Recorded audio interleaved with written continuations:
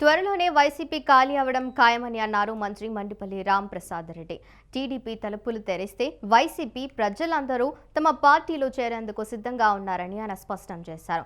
ఇప్పటికే చాలా మంది వైసీపీ ఎమ్మెల్యేలు టీడీపీ హైకమాండ్తో టచ్లో ఉన్నారని, మాజీ ఎమ్మెల్యేలు, మాజీ ఎంపీలు, వైసీపీ ముఖ్య నేతలు త్వరలోనే టీడీపీలో చేరబోతున్నారని చెప్పారు. జమిలీ ఎన్నికలకు ఎన్డీఏ కూటమి భయపడటం లేదని, వైసీపీ నేతలే పగటి కలలు కంటున్నారని మంత్రి రాంప్రసాద్ రెడ్డి ఎద్దేవా చేశారు.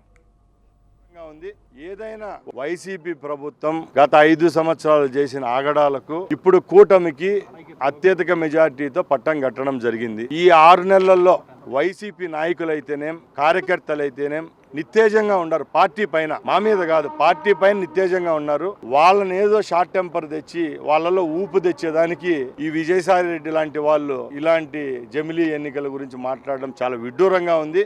ఏదైనా ఒక ఎలక్షన్ రావాలనుకుంటే దానికి చాలా సిస్టమ్ ఉంటుంది.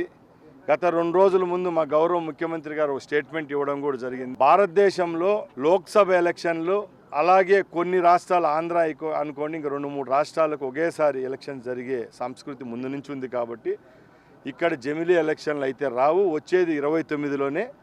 ఈరోజు విజయసాయి రెడ్డి గారు అలాగే వైసీపీ నాయకులు చేస్తా ఉండేది ఎందుకంటే వాళ్ళ పార్టీలో ఎవరైతే నిత్తేజంగా ఉండే క్యాడర్ను వాళ్ళు లేపేదానికి ఇలాంటి స్టేట్మెంట్లు ఇస్తున్నారే తప్పక ఎక్కడ ఈ డిస్కషన్ అయితే జరగడం లేదు. మేము 6 నెలల్లోనే ఏవైతే సంక్షేమ పథకాలు చెప్పామో అవి చేసి చూపిస్తున్నాం. ఇంకా చంద్రబాబు నాయుడు గారి నాయకత్వం